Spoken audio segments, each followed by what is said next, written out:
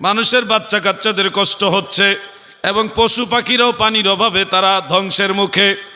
নবীজি কথা শোনার পরে জুমার দিন মিয়া নজির আহমদ আহলে হাদিসের বড় একজন শায়েখ ছিলেন, শায়েখুল কুল ফিলকুল মিয়া নজির আহমদ, তিনি হাদিসটার ব্যাখ্যা করতে গিয়ে বলেছেন, এবং আমাদের ব্যাখ্যা যেটা আমরা একটু পরে আপনারা বুঝবেন সহজে, যে আমার নবীজি যখন এই কথা ওই সাহাবীর কাছ থেকে শুনলেন, ফারাফা রাসূলুল্লাহি সাল্লাল্লাহু আলাইহি ওয়াসাল্লাম ইয়াদাইহি ইয়াদউ ওয়া রাফা'আন নাসু আইদিয়াহুম মা'হু ইয়াদউনা, রাওয়াহুল বুখারী।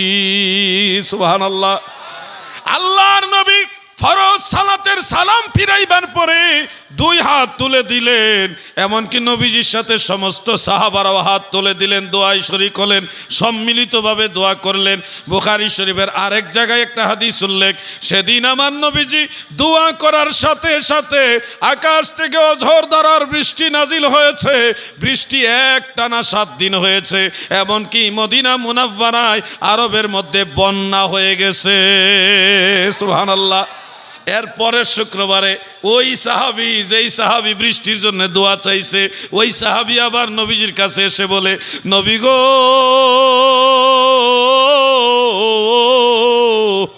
ইয়া রাসূলুল্লাহ, এত পরিমাণে বৃষ্টি হয়েছে যে মদিনা নগরীর আশেপাশে বন্যা হয়ে গেছে, এখন আমাদের চলতে কষ্ট হইতেছে। ওগো নবী, বৃষ্টি বন্ধ হওয়ার জন্য দোয়া করেন।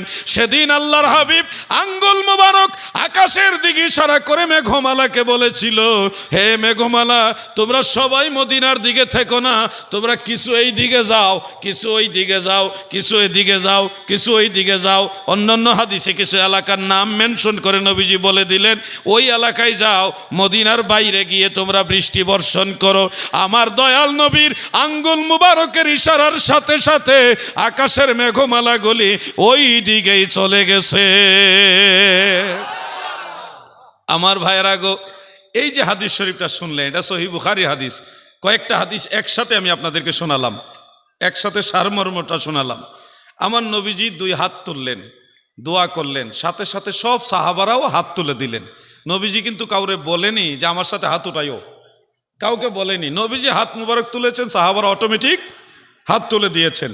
আপনাদেরকে প্রশ্ন করব, একটু আগে বলেছিলাম প্রশ্ন করব, বুঝানোর জন্য বলছি। ধরেন এরকম তো সম্ভব না, তারপরে বলছি বুঝানোর জন্য। আল্লাহ রসুলের মজলিসে, যেই মজলিসে স্বয়ং আল্লাহর নবী আছেন, ওই মজলিসে আপনারা যদি থাকতেন আর দেখতেন যে নবীজি দোয়া করতেছে, নামাজের পরে হাত তুলে দোয়া করছেন, আপনারা কি হাত নামিয়ে বসে থাকতেন? মাশাআল্লাহ, জোরে বলেন মারহাবা। আল্লাহ রসুলের সাথে দোয়ায় শরীক হওয়ার চেয়ে বড় খুশনসিব আর কি হতে পারে? এটাই তো বিষয়, এটা তো একটা কমন সেন্সের বিষয়। সাহাবায়ে কেরাম ওটাই করেছেন। সাহাবায়ে কেরাম নবীজির সাথে হাত মুবারক তুলে দিয়েছেন। ফরজ নামাজের পরে আল্লাহ রসুল হাত তুলে দোয়া করছেন, আর সাহাবারা বসে বসে টপ্পর টপ্পর তসবিহ পড়বেন। এটা হয় না। এটা তোমার বেলায় হতে পারে, আশিকে রাসূলদের বেলায় হতে পারে না। ঠিক না ঠিক? বুঝার বেশ কম। তুমি হয়তো ভাবতে পারো তুমি নবীজির চাইতে বেশি বুজুর্গি দেখাইতে পারো। হ্যাঁ, নবীজি দোয়া করছে, কি হয়েছে? আমি তসবিহ পড়ি, সুবহানাল্লাহ সুবহানাল্লাহ সুবহানাল্লাহ। বলদ কোথাকার। আমি সুবহানাল্লাহ সুবহানাল্লাহ আগে পড়বো, নাইলে পরে পড়বো, কিন্তু আল্লাহ রসুলের সাথে দোয়া শরীক হওয়াটা মিস করবো না। কথা ঠিক না বে ঠিক? মদিনাওয়ালার সাথে দোয়া শরীক হওয়াটা তো তাকদীরের ব্যাপার, ভাগ্যের ব্যাপার। মারহাবা, জোরে কোন মারহাবা মারহাবা। আমাদের দোয়া কবুল হতেও পারে, নাও হতে পারে, কিন্তু আল্লাহ রসুলের সাথে দোয়া করলে কবুল হবে। এটাই তো সঠিক কথা। এই মানুষটার যে জ্ঞান আছে, এই জ্ঞানটা পর্যন্ত লামা সাহাবীদের নাই। দুঃখটা কারে কইতাম, এটুকু জ্ঞান তাদের নাই। বুকার দল, যেখানে আল্লাহর নবী ফরজ নামাজের উপরে হাত তুলে দোয়া করেছে, হাদিস দ্বারা প্রমাণ হয়ে গেছে, সেখানে তুমি আবার দলিল খুঁজো সম্মিলিত করা যাবে কিনা। আরে একা একা যেটা করা যায় সেটা সম্মিলিত নিষেধ, এই দলিলটা তুমি পাইলা কই? আল্লাহর নবী বলছে, আরেকটা হাদিস মনে পড়েছে, মুস্তাদরিকে হাকিমের মধ্যে উল্লেখ, নবীজি হযরতে হাবিব ইবনে মাসলামা রাদিয়াল্লাহু আনহু তিনি বর্ণনা করেন, সামি'তু রাসূলুল্লাহি সাল্লাল্লাহু আলাইহি ওয়াসাল্লাম ইয়াকুল, আমি আমার দয়াল নবীজিকে বলতে শুনেছি, নবীজি বলেছেন যে লা ইয়াজতামিউ মালাউ ফায়াদউ বা'দুহুম ওয়া ইউআমিনু বা'দ ইল্লা আজাবাহুমুল্লাহ, রাওয়াহুল হাকিম, ইসনাদুহু হাসান। আল্লাহর হাবিব বলেন, কোন মজলিসে যদি কিছু মানুষ দোয়া করতেছে ওয়া ইউআমিনু বা'দ, আর কিছু কিছু মানুষ আমিন আমিন বলতেছে, রহমতের নবী বলেন ওই মজলিসের দোয়াটা আমার আল্লাহর দরবারে নিশ্চিত কবুল হয়ে যায়। যুবক ভাইরা শোনো, আমি বাংলাদেশি মানুষ, মেহমান হিসেবে আসছি, তোমাদেরকে বলি ভাই, তোমার যে শায়েখ বলতেছে দোয়া করা যাবে না, ওই শায়েখকে জিজ্ঞাসা করো যে কোন হাদিসে আছে দোয়া করা যাবে না, অথবা কোন আয়াতে, কোরআনের কোন আয়াতে আছে করা যাবে না, দলিল দেন। অথবা প্রাচীন মুহাদ্দিস যারা, তারা কে বলেছে দোয়া করা যাবে না, দলিল দেন। দেখবে তারা দলিল দিতে পারবে না, তাদের দলিল হলো কিতাবুল আন্দাজ। দেখো, ট্রাই করে দেখো, তারা বলবে বিদআত বললে দলিল লাগে না, যেটার দলিল নাই ওটাই বিদআত। আরে বুকা, আল্লাহর নবী দোয়া করেছে, এরপর ওটা বিদআত। আল্লাহর রাসূল সাল্লাল্লাহু আলাইহি সাল্লাম ফরজ সালাতের পরে দোয়া করেছে, এরপরেও কি বিদআত থাকে? আল্লাহ যেন ওই ভাইদের বুঝার মতো জ্ঞান দান করে, বলেন আমিন। সবাই বলেন আমিন। কিছু ভাইরা যুক্তি দ্বারা করায়, আমি একটা কিতাবুল আন্দাজ এবার সেট করি।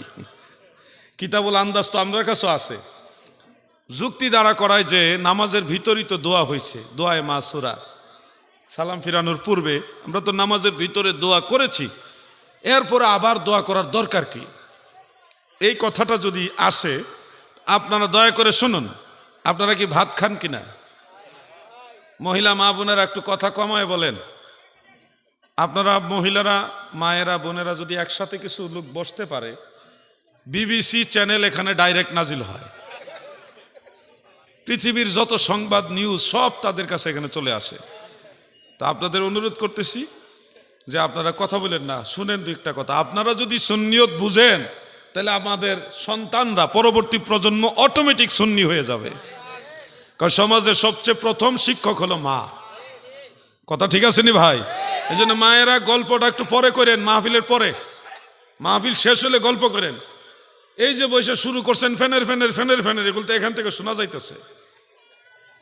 আমি যেন আর না শুনি। মায়েরা কথাগুলি শুনুন। আপনারা হলেন আমাদের সবচেয়ে বড় শিক্ষক। দুনিয়াতে প্রথম শিক্ষক হলো মা। না আপনারা বেজার হয়েছেন? মহিলারা বেজার হয়েছে মনে হয়। বেজার হলে হইছে, কিন্তু আমার কথা শুনতে হইব। আমি প্রতিদিন এখানে আসবো না, আমি চাইলেও আসতে পারবো না। আমি আইসা আজকে একটু বিরক্ত করেই যাবো, জোর করে ওয়াজ করে যাবো। বেশিক্ষণ না করি, কম করে করি। আপনাদেরকে যে যুক্তিটার কথা বললাম, নামাজের ভিতরে দোয়া হয়েছে, এখন আর দোয়া করার দরকার কি? এই প্রশ্নটা যারা তুলেন, তাদেরকে বলছি তারা ভাত খায় না? না, ভাত খায় না? খায়, ভাত খায় না? ধরেন ভাত খাইলো, ভাতের সাথে তরকারি খায় না? ডাল? আচ্ছা, যারা বলে নামাজের ভিতরেই দোয়া হয়েছে আর পরে দোয়া লাগে না, ভাতের ভিতরে শতকরা 97% হলো পানি। তরকারি ঝুলের মধ্যেও পানি। আপনাদের মুর্শিদাবাদের ডালের ভিতরে পানি থাকেনি? না, মনে হয় থাকে না। তাহলে ভাতের মাধ্যমেও পানি খাইলেন, ভাতের ভিতরেও পানি আছে, তরকারি ঝোলের মধ্যে পানি, ডালের ভিতরেও পানি। যারা বলবেন নামাজের ভিতরে দোয়া আছে পরে আর লাগে না, তাদেরকে ভাত তরকারি ডাল খাওয়াইয়া কইবেন ভাত তরকারি ডালের ভিতরে পানি আছে, এখন পানি লাগবো না, পানি খাওয়াইবেন না। তাহলে কিতাবুল আন্দাজ ঠিক আছে নি? যেমন কুকুর তেমন মগর, না খাইয়া মর, পানি না খাইলে তো গলাত লাগে মরার সম্ভাবনা আছে। এগুলি বাইসাই লাভ কি? এরা দোয়া করে না। এরা যদি দোয়া না করে, এই সন্তান মা বাবার জন্য দোয়া করে না, দাদা দাদির জন্য দোয়া করে না, নানা নানির জন্য দোয়া করে না। আরে মুমিন মুসলমানদের জন্য যারা দোয়া করতে চায় না, এরা বেঁচে থেকে লাভ কি? এদেরকে আল্লাহ যেন হেদায়েতের পথে নিয়ে আসে। কি বলেন আপনারা? হয় হেদায়েতের পথে নিয়ে আসুক, আর নাইলে আল্লাহ যেটা মন সেটাই করুক। এটির দিয়ে আমরা কোনো লাভ নাই। আমরা কোনো লাভ আছে? একটু দোয়া করলে দোয়াটা পাইতাম। মুসা নবী যদি এই জমানায় থাকতো, প্রত্যেকটা লামা জাবিরে ধীরে ধীরে দোয়া শিখাই লইলে। কেন বললাম এই কথাটা? সহিহ ইবনে খুজাইমার মধ্যে উল্লেখ, এই পৃথিবীতে সর্বপ্রথম সম্মিলিত দোয়া করছে মুসা নবী। মুসা আলাইহিস সালাম দোয়া করতেন, ইয়াদউ মুসা ওয়া ইউআমিনু হারুন। মুসা নবী দোয়া করতেন আর নবী হারুন আলাইহিস সালাম আমিন আমিন বলতেন। এখন যদি মুসা নবী থাকতো আর দেখতো যে তোমরা সম্মিলিত মোনাজাত মানো না, তোমরা যে কি করলইলে মুসা নবী, আজরাইলরে একটা থাপ্পড় দিয়া জায়গার মধ্যে অন্ধ বানাই ফেলছিল। সেই মুসা নবীর দরকার আছিল এই জমানায়। কি কথা ঠিক না ঠিক? রাগ করতেছে মনে হয় তারা। রাগ করেন না ভাই, আপনাকে বুঝতে হবে আপনি দোয়া করলে আমারও লাভ আছে। আপনি দোয়া করে যখন বলবেন আল্লাহ দুনিয়ার সমস্ত মুমিন মুসলমানদেরকে আপনি রহমত দান করেন, ওই দোয়ার বদলেতে আমি আমার আল্লাহ রহমত পেয়ে যাব। আমরা দোয়া চাই কিনা? মুর্শিদাবাদের মুসলমান আওয়াজ দিয়ে বলেন দোয়া চাই কিনা? কারা কারা দোয়া চান একটু হাত উঠায় সাক্ষী দেন। নারায়ে তাকবীর, নারায়ে রিসালাত, আহলে সুন্নাত ওয়াল জামাত, মাসলাকে আলা হযরত, নারায়ে তাকবীর, নারায়ে রিসালাত। ঠিক আছে, তাহলে মুনাজাতের পর্ব গেল। এরপরে যদি মুনাজাত সম্পর্কে কারো কোনো প্রশ্ন থাকে কাগজে লিখে কমিটির কাছে পাঠাই দিবেন। আপনার প্রশ্ন আমি সম্মানের সাথে গ্রহণ করব ইনশাআল্লাহ। কিন্তু আমি চলে গেলে ফিতনা করবেন না প্লিজ। আমি থাকতে থাকতে সমস্যার সমাধান নেওয়ার চেষ্টা করেন। আমি তো আপনার শত্রু না, আমি আপনার ভাই। আমি দেখেছি পশ্চিমবঙ্গে আমার চেয়ে বয়সে সম্মানীয়, বয়সে জ্যেষ্ঠ, বয়োজ্যেষ্ঠ অনেক বড় বড় আলেমরা দুই একটা ফুরুই বা ফিকহি মাসআলা নিয়ে খুব বেশি অনলাইন অফলাইনে বাড়াবাড়ি করতেছেন। আমি তো আপনাদের শত্রু না, আপনারা আমার শত্রু না। আমি আলা হযরত আজিমুল বারাকাত ইমামে আহলে সুন্নাহ আহমদ রেজা খান ফাজেলে বেরলভী রাদিয়াল্লাহু আনহু ওয়া নাওয়ারাল্লাহু মারকাদা, তিনাকে আকায়েদের দৃষ্টিতে 100 থেকে 100% মানি। ফিকহি মাসালাই দুই একটা বিষয় ছাড়া বাকি সব আলা হযরতের সাথে আমার মিল আছে। এমন ইখতিলাফ তো মাসলকে আলা হযরতের অন্য আলেমদের সাথেও আছে। আমি আলা হযরতের বিরোধী নই। আমি আলা হযরতকে হানাফি মাযহাবের বাইরেও মনে করি না। আমি মনে করি হানাফি মাযহাবের অন্যতম একজন উজ্জ্বল নক্ষত্র হলো আলা হযরত। কিন্তু আমার আফসোস হলো আপনিও সুন্নি আমিও সুন্নি, আকীদার ক্ষেত্রে আপনিও যেমন আমিও তেমন, আমার সাথে আপনার আকীদার চুল পরিমাণ কোনো বেশ কম নাই। তা সত্ত্বেও আমি অনলাইনে লাইভে এসে বলেছিলাম আপনি আমাকে ইনভাইট করেন, আমি আপনার বাড়িতে আসব, আমাকে ডাকেন, আমি বসি আপনার সাথে, একটা পরিবেশ হোক, কথা বলা যায়, আলোচনা করলে অনেক দূরত্ব কমে যায়। সেটা না করে ফেসবুকে ভিডিও বানিয়ে, ইউটিউবে ভিডিও বানিয়ে ছেড়ে গোটা সুন্নি জামাতকে কি মেসেজ দিচ্ছেন যে আমরা সুন্নিরা মিল নাই। এটা কি আমাদের কল্যাণ বয়ে আনবে? এটা আমরা চাই না। বয়সে যারা শ্রদ্ধেয়, আপনাদের প্রতি শ্রদ্ধা রেখে আবারও বলছি, আমি আলাউদ্দিন জিহাদি এখন ভারতবর্ষে আছি, আরও বেশ কয়েকদিন থাকবো ইনশাআল্লাহ। আমাকে ইনভাইট করেন আল্লামা মুফতি জুবায়ের আহমদ সাহেব মাদ্দাজিল্লাহুল আলী হুজুর কিবলার মাধ্যমে, অথবা আমার শ্রদ্ধাভাজন হাজি আনসার শেখ সাহেব, আমার আরফাতি ভাই, তিনার মাধ্যমে আপনারা একটু কথা বলেন, আমরা একটা সুন্দর জায়গায় আমরা বসি, অনেক সমস্যার সমাধান হয়ে যাবে। অনলাইনে এই ধরনের পরস্পর কাদা সুরাসুরি এটা কখনোই সুন্নি জামাতের জন্য কল্যাণ বয়ে আনবে না। আমি ভুল হইলে আমারে বুঝাই দেন, আপনি ভুল হইলে আপনি বুঝে নেন, আমরা কেন ঝগড়া করব? আমি বলছি না যে আলা হযরতের মাসালা মানা যাবে না, 100% মানা যাবে। কিন্তু আমি ফুরুই ক্ষেত্রে, ফিকহি কোনো মাসালার ক্ষেত্রে অন্য ফকিদেরকে মানতেছি, ওনারাও হানাফি মাযহাবের। এটা তো একটা ইখতিলাফ আমলের ক্ষেত্রে, আকীদার ইখতিলাফ না। হ্যাঁ, এরপরেও তো আমরা বসতে পারি, আলোচনা করতে পারি। আমার উদাত্ত আহ্বান থাকবে, কাদা সুরাসুরি নয়। আলাউদ্দিন জিহাদি এক মারাত্মক চিজ, আমাকে খেপাবেন না, আমি সম্মানের সাথে বলছি। মেহমান হিসাবে বেশি জোর গলায় বললাম না, এখানে আমার কিছু বিধি নিষেধ আছে। আমি এই দেশে এসেছি, কিছু আইন মেনে আমাকে চলতে হবে। আমি সম্মান দিয়ে বলছি, আমি আলাউদ্দিন জিহাদি এমন এক মারাত্মক চিজ, যাকে ধরি খালি হাতে ধরি না, ছাই দিয়েও ধরি না, প্লাস দিয়ে টিপ মেরে ধরি। ধরলে কিন্তু ইজ্জত নিয়ে ছুটতে পারবেন না ইনশাআল্লাহ। কিন্তু আমি এটা চাই না। আমি ঝগড়া করলে বাতিলদের সাথে করব, নজদিদের সাথে করব, নবীর দুশমনদের সাথে করব, কিন্তু আমি সুন্নি সুন্নি ঝগড়া করতে কোনোদিন চাই না। এটা আমার উদাত্ত আহ্বান রইল। এই কথাগুলি যখন বললাম, এটাও আমার প্রয়োজন ছিল না, এই কথাটা আমার প্রয়োজন ছিল না, আপনাদের কারণে বলতে হইলো। আজকে সারা দিনে অনেক জায়গা থেকে হোয়াটসঅ্যাপে, মেসেঞ্জারে আমাকে অনেক মানুষের লিঙ্ক পাঠায় বলতেছে এই ব্যাপারে কিছু বলেন, এই হুজুর এই বলছে। কেন এগুলি বলবে? আমরা তো এক ভাই আরেকবার সহযোগী, একজন আরেকজনের পরিপূরক। কখনো এগুলি যেন না হয়। আল্লাহ যেন আমার ভাইদেরকে সহনীয় নমনীয় পর্যায়ে আসার তৌফিক দেন, বলেন আমিন। আল্লামা জুবায়ের সাহেব, মুফতি জুবায়ের সাহেব, তিনি ভারতবর্ষে আরও অনেক বড় বড় আলেম আছে, সবার প্রতি সম্মান রেখে বলছি, জুবায়ের সাহেব একজন ব্যতিক্রম মানুষ। আমি দেখলাম একটা মাহফিলে এসেছিলাম, উনি ফ্লোরে বসে গেছে, কোনো অহংকার নাই। শেখপাড়ায় কোনো অহংকার নাই, এত বড় একজন আলেম, গোটা ভারতবর্ষের মধ্যে অন্যতম একজন মুফতি। উনি অসংখ্য মুনাজারা করেছেন, এখানে যারা আছে প্রায় সবারই উস্তাদ। উনি এত বড় একজন আলেম হয়ে উনি চেয়ার খুঁজে নাই, মাটিতে বসে গেছে, ফ্লোরে বসে গেছে। আর এটাই তো নবী মদিনাওয়ালার আদর্শ, এটাই হলো সুন্নিয়তের পরিচয়, ঠিক না ঠিক? এতে ওনার ইজ্জত কমে নাই, ওনার ইজ্জত আল্লাহ আকাশচুম্বী বাড়ায় দিছে, ঠিক কিনা বলেন? নিজে যারে বড় বলে বড় সে নয়, লোকে যারে বড় বলে বড় সে হয়।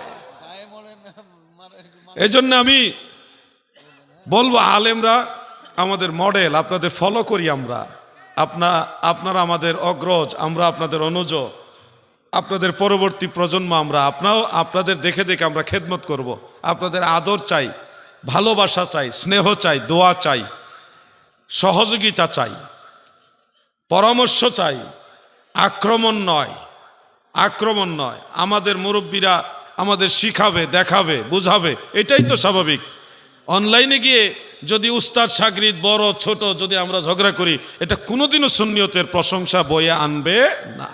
আল্লাহ আমার ভাইদেরকে সবাইকে আল্লাহ তাআলা বুঝার তৌফিক দেন, বলেন আমিন। সবাই বলেন আমিন। লা ইলাহা ইল্লাল্লাহ,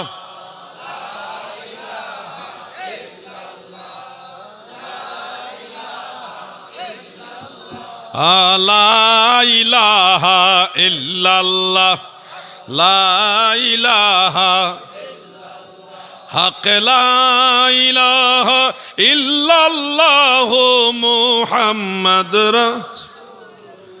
এই কালেমা যে পড়বে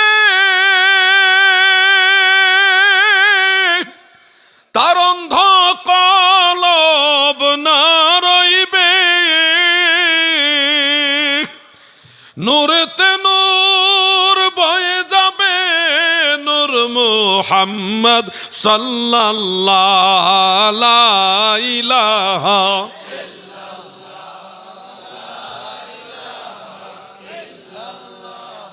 লা ইলাহা হক, লা ইলাহা মুহাম্মদ রাসূলুল্লাহ সাল্লাল্লাহু আলাইহি ওয়াসাল্লাম। এবার আসেন, আমাকে বলছিল নামাজের শুরু থেকে ধারাবাহিক আলোচনা করতে, একবারে সিরিয়ালে এত বড় আলোচনা করতে হলে কমপক্ষে 2 থেকে 3 রাত লাগবে। এটা চাপাবাজি না, চাপাবাজি না, সত্য। কারণ হলো আমি শুধু এই নামাজের বই লিখতে গিয়ে প্রায় 1000 পৃষ্ঠা হয়ে গেছে, শুধু নামাজের বই লিখতে গিয়ে। তা আমি 1000 পৃষ্ঠা যেই দলিল লাগছে, আমি যদি ধারাবাহিক বুঝাইতে চাই 1 ঘন্টা 1.5 ঘন্টা বুঝানো সম্ভব? হ্যাঁ, সবটা না পারি, 2-1টা বিষয় অন্তত আপনাদের বলি। এর মধ্যে আলোচনার ধাপে আমরা ফরজ সালাতের পরে দোয়ার বিষয়টা জেনে গেছি। এবার আবার নামাজের শুরুর দিকে আসি। শুরুতে আমরা নামাজে সর্বপ্রথম একটা কাজ করি, মুখে সময় সুযোগ থাকলে মুখে নিয়ত করি কিনা ভাই? নাওয়াইতু আন উসাল্লি লিল্লাহি তাআলা রাকাতাই সালাতিল, এইভাবে আমরা মুখে নিয়ত করি। এই নিয়তটা সম্পর্কে আমাদের অনেক আলেম ভাইদের আপত্তি আছে। তারা বলেন এটা বিদআত, এটা জায়েজ নেই। আল্লাহর নবী সাহাবাই কারাম এইভাবে মুখে নিয়ত করেননি, এই ধরনের ফতোয়া দেন। এবং প্রাচীন আলেমদের মাঝেও ফকি যারা ছিলেন ওনাদের মধ্যে অনেকে আবার মৌখিক নিয়তকে অ্যালাউ করেন নাই, ওনারা এটা বলছে করা যাবে না। তবে জমহুর ফুকাহাই কারাম বলেছেন কেউ যদি মৌখিক উচ্চারণে নিয়ত করে তাহলে এটা মুস্তাহাব। ফতোয়ায়ে শামির মধ্যে মাসালাটা আছে, হেদায়ার মধ্যে আছে, ফতোয়ায়ে বাহরুর রায়কের মধ্যে আছে, হাসিয়াতু তাহতাবি আলা মারাকিল ফালাহ সেই কিতাবের মধ্যে আছে। আমি অনুমানে একটাও নাম বলছি না, একবার শিওর হয়ে বলতেছি। সেই কিতাবের মধ্যে স্পষ্ট উল্লেখ রয়েছে, এক জায়গা আছে ও তালাফাজু বিহা মুস্তাহাব্বাতুন, অর্থাৎ ইহা মৌখিক উচ্চারণের মধ্যে লফজের মাধ্যমে তালাফুজ বা লফজের মাধ্যমে উচ্চারণ করে কেউ যদি মৌখিক উচ্চারণের নিয়ত করে, এটা ফুকাহায়ে আহনাফ বলেছেন এটা হলো মুস্তাহাব, সোয়াবের কাজ। আর এই মাসালাটা উল্লেখ করে ফতোয়ায়ে বাহরুর রায়কের মধ্যে উল্লেখ রয়েছে এটা হলো সহিহ, এটাই বিশুদ্ধ মাসালা, এটার উপর রায় হয়ে গেছে।